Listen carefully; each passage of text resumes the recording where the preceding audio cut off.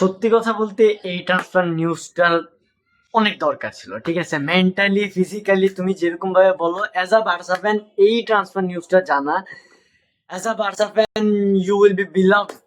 ঠিক আছে, আর কিছু বলার মতো নেই। কজ ভাই আমি যেই লেভেল, আমরা মানে অ্যাজ আ বার্সা ফ্যান আমরা যেই লেভেলে টেনশনে ছিলাম এই একটা বিডের উপরে বা এই একটা ট্রান্সফারের উপরে, কজ ভাই আমরা যেমনি ভাই এটা টান দিয়ে উঠে নিয়ে আইছি। ঠিক আছে, this is like a steal deal for us. ঠিক আছে, অ্যামাউন্টটা মোটামুটি জানা নাই, বাট ভাই একটা ভালো অ্যামাউন্টে হয়েছে। ঠিক আছে, রদ্রি টু বার্সেলোনা।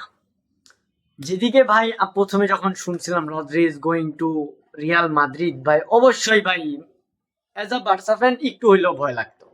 কজ ভাই তুমি দেখতে পারো যে এত ভালো একটা লাইন আপ সাজাইছে রিয়াল মাদ্রিদ, এর উপর যদি ভাই রদ্রি থাকে, আল্লাহু আকবার। ঠিক আছে, what they need else. But ভাই রদ্রি যাচ্ছে মাদ্রিদ, আসছে সেম দেশে বার্সেলোনায়, এবার হবে খেলা। বার্সেলোনায় চলে আসছে Rodri and here we go, হয়ে গেছে বার্সায়, সে ট্রাভেলও করতেছে অবভিয়াসলি। ঠিক আছে, ফর যে সব এক্সারসাইজ বাকি সব কাজপাতি আছে। ঠিক আছে, এখন কথা হচ্ছে ভাই, আমরা যে রদ্রিকে সাইন করাচ্ছি, হোয়াটস দ্য বেনিফিট? ঠিক আছে, মানে অবভিয়াসলি এটা সবাই চাবে যে আমি যে একটা 30 বছরের একটা মিডফিল্ডারকে আমি সাইন করাচ্ছি ফর 65 আর 75 মিলিয়ন। ঠিক আছে, তো আমি তার কাছে কি পাবো? তো আসো আমরা কথা বলি সেই সব বিষয় নিয়ে, আমরা তার কাছ থেকে কি কি পাইতে পারি। দেখো, ফার্স্ট অফ অল বিষয় হলো Rodri is a true number 6, আর বার্সার এই সিস্টেমে একটা ট্রু নাম্বার 6 অনেক দরকার।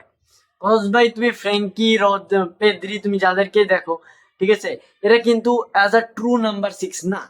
ঠিক আছে, ফ্র্যাঙ্কিকে একটু ডিপ ডাউন হয়ে খেলতে হয়, যার কারণে পেদ্রি অতটা স্পেস পায় না, বা অতটা ক্রেডিবিলিটি বা অতটা অপরচুনিটি পায় না যে সে উপরে যে লাস্ট ফাইনাল থার্ডে অপোনেন্টের একটু হইলেও ঝাঁকা নাকা দেখে। তাও ভাই দেখে অনেক কিছুই, বাট সেই লেভেলের তার কাছে পসিবিলিটি থাকে না, বা অনেক কম থাকে থাকলেও। বাট আফটার রদ্রি, ঠিক আছে, ফ্রেঙ্কি যদি খেলে, পেদ্রি যদি খেলে, ভাই এই দুইজন এত ফ্রিলি ভাবে পুরো মাঠে দৌড়াইতে পারবে যার কোনো শেষ নেই। ঠিক আছে, কজ ভাই তোমরা যদি জানো, ঠিক আছে, আমরা হাইল্যান্ড খেলি। ঠিক আছে, আমরা এই টিম নিয়ে হাইল্যান্ড খেলি, এবং হাইল্যান্ডে আমাদের ঝামেলা মিড থেকে শুরু হয়। ঠিক আছে, কজ কাউন্টার অ্যাটাকে আমাদের মিডটা অনেক মানে অনেক ফাঁকা স্পেস ছেড়ে দেয়, আর আমরা ধামধিম খালি গোল খাই। ঠিক আছে, বাট এখন এই জায়গায় আমরা একটু বেনিফিটেড থাকবো যে আমাদের অপোনেন্টের যে কাউন্টার আছে, সেই কাউন্টারটা থামার জন্য we have Rodri. Cause Rodri tight space গুলো ধরতে পারে, বা ওপেন স্পেস গুলো অনেকটা কন্ট্রোল করতে পারে। ঠিক আছে, তো রদ্রি এই জায়গায় আমাদের একটা বেনিফিট দিবে, এবং রদ্রি পেদ্রি কে কমপ্লিমেন্ট করবে অবশ্যই। ঠিক আছে, রদ্রি যে স্টাইলে গেম খেলতে পছন্দ করে, ঠিক আছে, আমরা তাকে বুস্কেটস 2.0 বলি, বাট না ভাই আপাতত ধরো না থাকে। ঠিক আছে, আপাতত রদ্রি আমরা ধরি। ঠিক আছে, রদ্রি যে লেভেলের গেম খেলে, ঠিক আছে, পেদ্রি যে লেভেলের গেম খেলে, অবশ্যই রদ্রি যদি বার্সায় আসে, মানে অবশ্যই আসতেছে। ঠিক আছে, রদ্রি যদি তার সেই গেমটা, সেই পারফরমেন্সটা ধরে রাখতে পারে, অবশ্যই পেদ্রি তার গেম থেকে কমপ্লিমেন্টেড হয়ে আরো বেশি সে ইমপ্রুভ করবে অবশ্যই।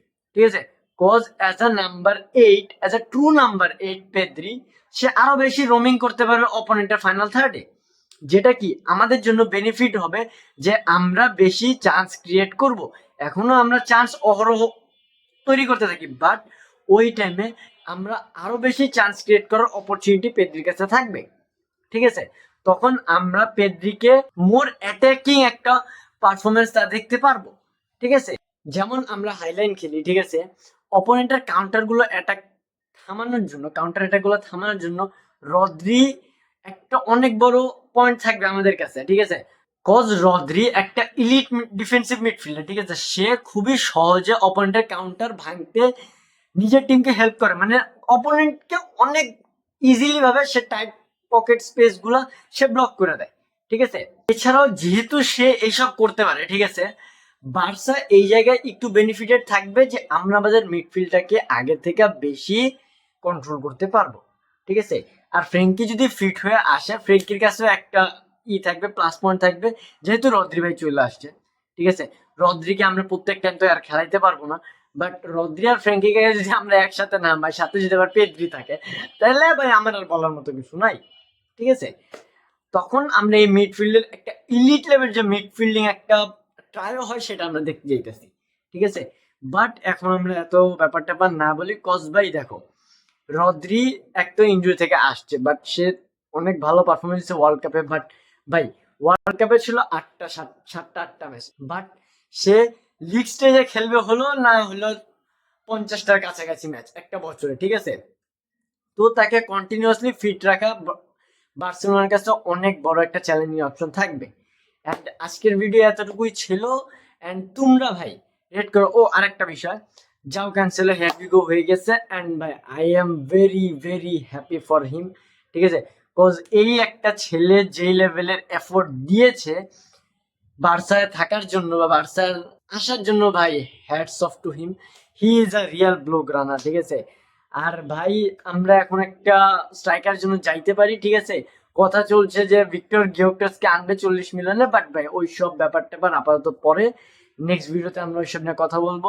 এখন ভাই তোমরা কমেন্ট করে জানাও আজকের ভিডিওটা কেমন লাগছে, ঠিক আছে। খারাপ ভালো তোমরা যেরকম বলো, আই উইল বি ওকে। আর আমি কিভাবে আমার কন্টেন্ট আর ইমপ্রুভ করতে পারি। তো দেখা হচ্ছে নেক্সট ভিডিওতে। আল্লাহ হাফেজ।